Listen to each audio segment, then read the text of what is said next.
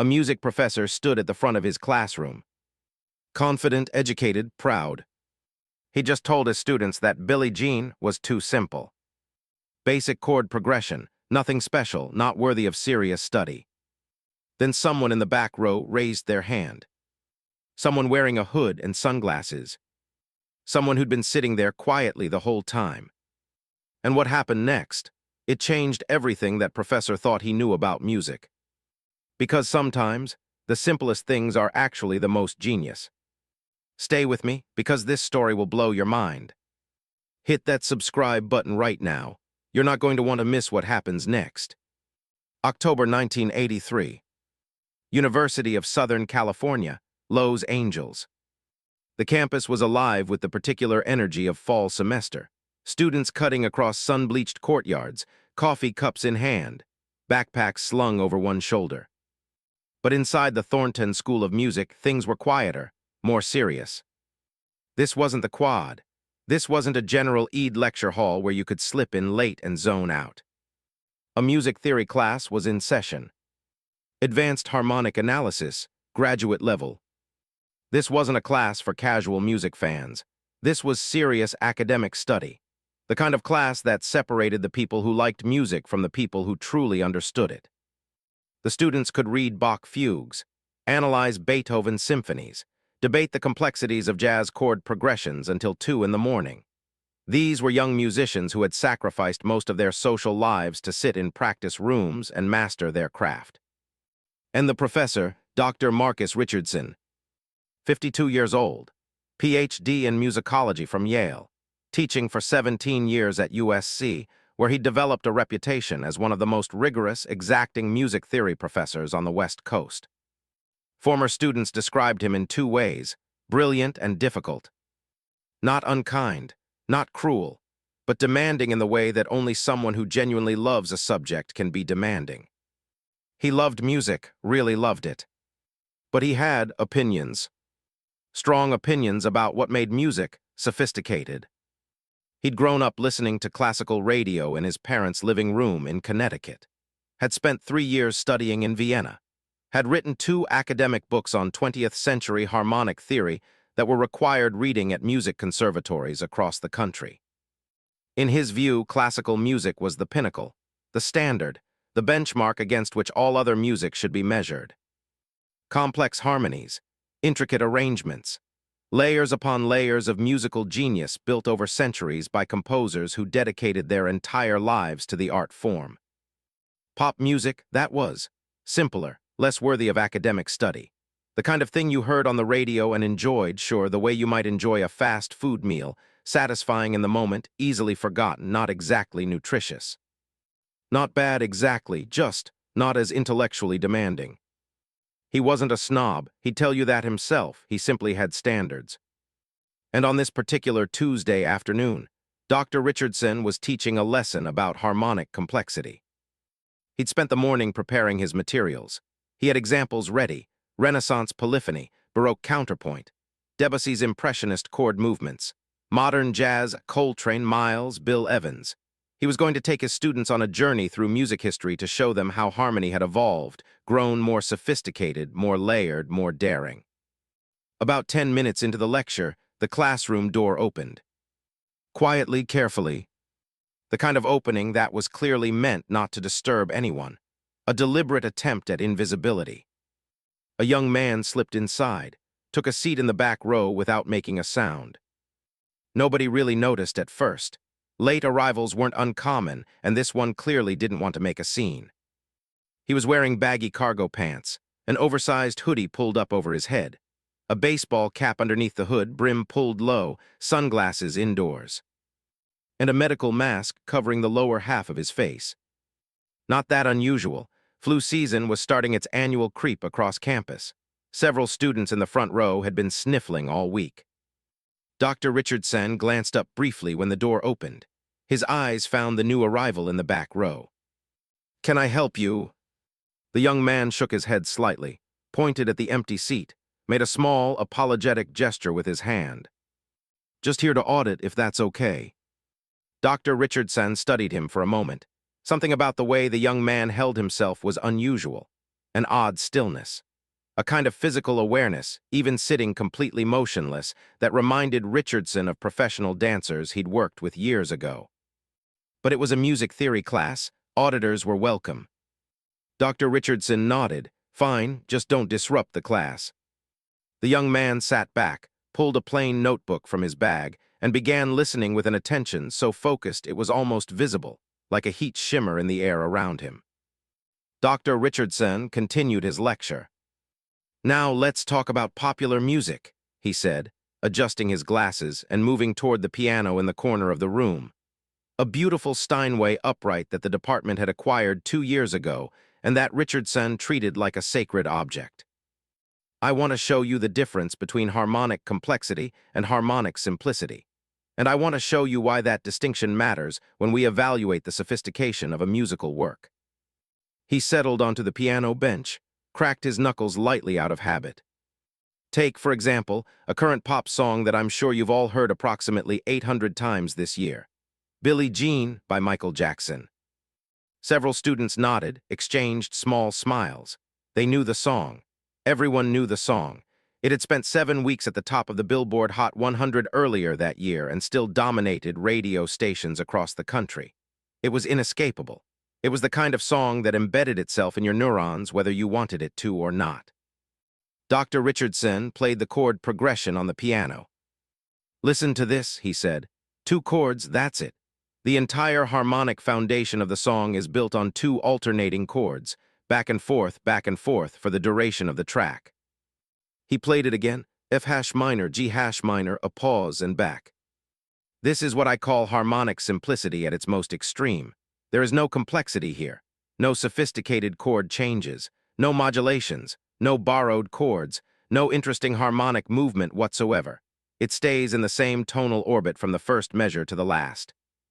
He turned back to his students, one hand still resting on the keyboard.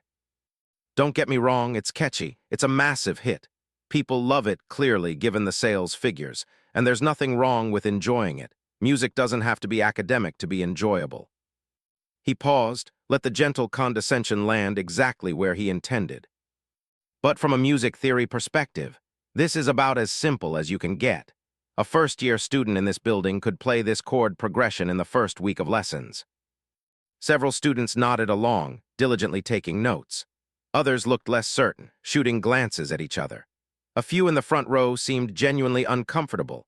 They loved that song, and being told it was elementary felt like being told something they'd eaten and enjoyed was actually nutritionally empty. In the back row, the young man in the hoodie had stopped writing in his notebook. He was just listening now, very still, eyes steady behind the sunglasses. Now compare that, Dr. Richardson continued, to something that requires real harmonic sophistication. He repositioned his hands. Something like Coltrane's Giant Steps, composed in 1960, and still one of the most harmonically challenging pieces in the jazz canon. He played the opening chord progression. Rapid, unexpected key changes. The harmonic center shifting by major thirds in a pattern that still confounded musicians decades after it was written. It sounded difficult, ambitious, and cerebral and demanding. This is complexity, Dr. Richardson said with audible satisfaction. This requires deep understanding of music theory. This requires technical fluency, intellectual depth. This is the kind of music that challenges both the performer and the listener to engage on a higher level. He let the final chord of the passage decay into silence. The point is not to say that Billie Jean is bad music.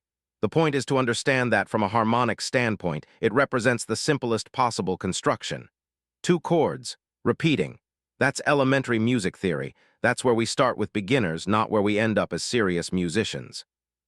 And that's when the young man in the back row spoke up. May I say something? The voice was soft, quiet, measured, the kind of voice that was used to choosing its words deliberately. Dr. Richardson turned. The interruption clearly surprised him. Auditors observed. They didn't participate. That was the unspoken arrangement. But there was something in the way the young man had asked. Not aggressive, not challenging. Genuinely, almost gently inquisitive, like someone who had a question they'd been carrying for a while and had finally decided it was time to set it down. Sure, Dr. Richardson said, folding his arms. Go ahead. The young man stood up slowly. He didn't rush, moved with that same quiet physical deliberateness he'd shown since the moment he walked in. He kept the hood up, the cap low, the sunglasses on. "You're right," he said, and the room seemed to exhale slightly at the acknowledgement. "The chord progression is simple, just two chords. I'm not going to argue that." Dr. Richardson nodded, already formulating his polite response to what he assumed would be a basic pushback. Something about how pop music connects with regular people, the accessibility argument, the one he'd heard 100 times. But the young man continued, simplicity isn't the same as being basic. He began walking down the aisle between the rows of desks. Slowly, no hurry, his footsteps almost soundless on the worn floor. "Can I show you something?" Dr. Richardson hesitated. This was genuinely unusual. This was outside the script of how a class was supposed to run. The rational response was to redirect, to thank the auditor for his observation and return to the lesson plan. But something stopped him. Maybe it was the young man's total lack of performative confidence. He wasn't showing off, wasn't posturing. He just seemed to have something to say, and he wanted to say it at the piano, and somehow that felt worth allowing. Dr. Richardson stepped aside from the piano bench without quite deciding to. The young man sat down, removed his sunglasses, set them on top of the piano. The mask stayed on. For a moment he just looked at the keys, the way you look at something you know intimately well. The way a chef looks at a knife before starting to work. Then he began to play. Not just the chord progression, the entire Billie Jean bass line.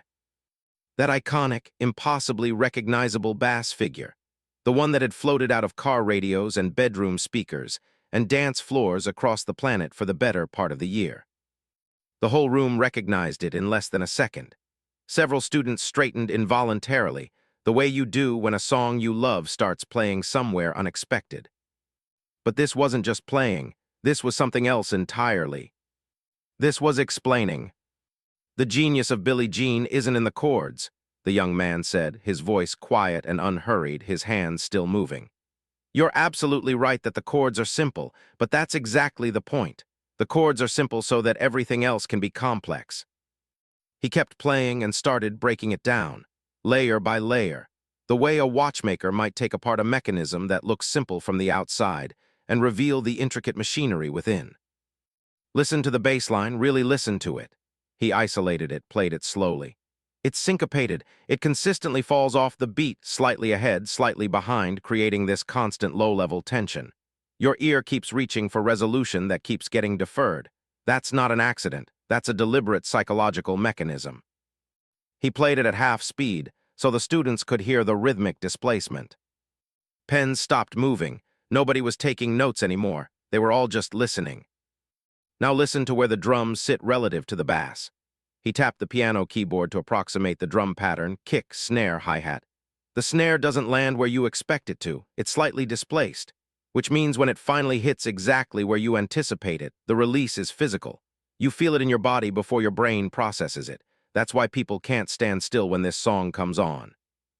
He demonstrated it, played the bass, tapped the rhythm, and you could hear the push and pull, the tension and resolution cycling through in real time. A few students were nodding now, without realizing they were doing it. Their bodies were responding before their analytical minds could catch up. Then the strings come in, single-note motif, very simple, but listen to where it's placed in the arrangement. He hummed the string line while his left hand maintained the bass figure. It sits in the upper mid-range. It doesn't compete with the bass. It doesn't compete with the voice. It lives in the only space that was left available for it. The arrangement is engineered like architecture. Every element is load-bearing, and nothing occupies the same space as anything else. He was building the song now, piece by piece, on an instrument that wasn't designed to hold all of these parts simultaneously. But somehow it was working.